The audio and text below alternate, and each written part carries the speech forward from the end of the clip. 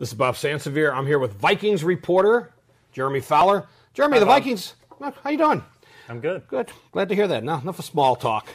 The Vikings have a busy week. They're getting ready for the draft. Thursday they have one pick, and it's an important one. The third overall pick, essentially, it's the first pick of the draft that has any sort of mystery to it. Now, I'm certainly not on an island and thinking they should take Matt Khalil, the left tackle for Southern Cal.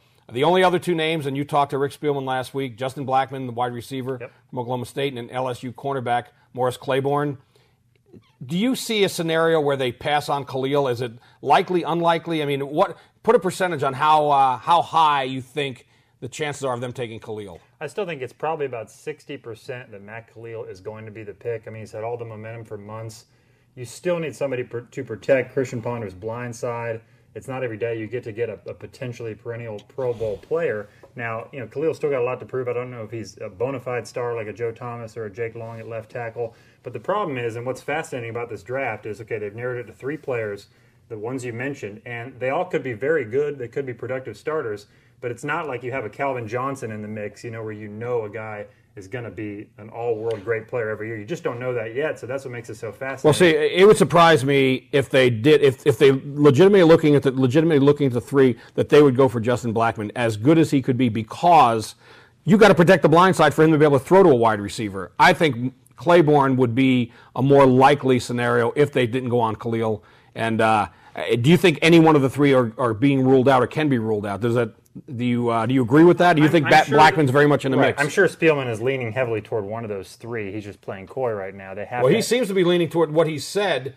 Claiborne seems to be the one he really likes. Well, here's the thing about Claiborne. There's a faction of decision makers inside Winter Park that love the guy. They think he will be an all-pro sooner than later. And you have 6 reasons to pick Claiborne, okay? 6 games you have to play, NFC North quarterbacks, Jay Cutler, Aaron Rodgers, and Matthew Stafford. You need to cover in this NFL. However, you also need a receiver that can take a 5-yard hitch route and turn it into a 60-yard gain. Blackmon can maybe do that for you. But I keep going back to this. If you get Matt Khalil and you get a great cornerstone left tackle, the depth is good enough in this draft at corner and receiver. You can get impact players in the 2nd and 3rd round to help a Percy Harvin on offense, a Christian Ponder on offense, and then also give yourself some coverability. Well, frankly, I think that the ability to cover is aided by the fact that you've got the best defensive end in football, or one of the best. And I think on the other side, they're going to get it's going to get better. They put pressure on, and cornerbacks who are not all pro look a lot better because the pressure's on the quarterback. And that's the reason they need a guy like Matt Khalil, because there will be pressure on Christian Ponder. And frankly, you talk about these 6 quarterbacks. If they get big leads, if you don't have a left tackle to protect him and keep him alive and upright, they're never going to catch up. I mean, these guys are going to get their yardage. You get a shutdown corner, it's not going to shut down the offense of the Packers or the Lions or the Bears. They're still going to put up numbers, and they're still going to score. You have to try to create a scenario where you can at least score yourself. And I think Matt Khalil helps them in the passing game and, frankly, the running game too. You just get better with him. They don't have a left tackle right now. Now, Charlie Johnson, they can move inside. They don't have a left guard right now unless they move him inside. And it just seems to make the most sense to us, which probably tells us they won't do it. Right, exactly. But you can still get a good left tackle in the 2nd and 3rd round too. Maybe not as maybe it's not as likely as getting a good corner. Like if you get a guy like Janoris Jenkins to fall at you at number 35, you can really get a talent. So there's so many scenarios they can get. They're going to get starters if they play their cards right in the first 3 rounds. They can get good players. But the thing about Khalil is he's very good in the passing game. He's very agile. He's a guy that does translate to today's NFL game, I think. And you get somebody that you can keep Ponder upright. He needs somebody to rope off those quick defensive ends at the end of the day. He needs time to throw. Well, and here's the problem they have if they wind up trading the pick. They can't go down very far and be assured of getting one of the 3. And I don't know that any team needs to move up that far to get the guy that they would need. I think they're boxed in at number 3, and I don't see them leaving that. Now, what is the likelihood of them trading the pick? Well, Rick Spielman would love to. He's trying to create a market for all 3 of these players. I think that's obvious. And then you have Ryan Tannehill, the quarterback from Texas A&M. I don't know if there's enough buzz or if he's really good enough to warrant a trade there.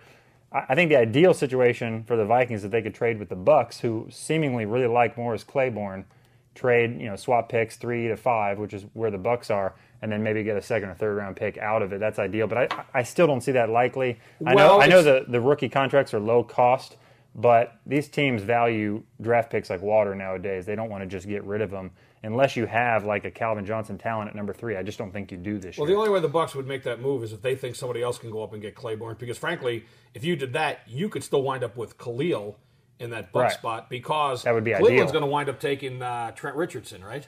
Probably. I mean, you could make that leap right now. So that would be ideal for them. They could still get one of their 3 guys that they say are equal parts in the evaluation process. Who knows? But they like all 3 of them for different. Right. But they, those are 3 good enough players that you like all 3 of them for different reasons. You would certainly be willing to take one of them if you could drop back a couple spots and get an extra pick. That would be ideal. If Spielman could hit a home run and get somebody who picks in the late 20s and is a piece away, like the Falcons a year ago when they traded the farm for Julio Jones, Spielman would love that. But that would be absurd. I don't think he can pull it off. Well, you don't give up one of the top 3 guys that you feel, and they are 3 terrific players, to drop to 20 and load up draft picks when you have no track record of making a good move on. But if you can get a pick in the first round, an additional first rounder next year, and another second and third rounder, I think it'd be worth it. Well, then you're telling everyone you're not even going to try this year. You're just building for the future, and it goes beyond this year. But you need players at several spots. I mean, this roster is more exposed. You do, but you also have 10 picks. Right. Don't screw up with the 10 you have, and you'll be fine. Yep. You don't need to have 15 picks. Get right on 6 of the 10 you have, and you'll be doing well. But we'll find out on Thursday where they go.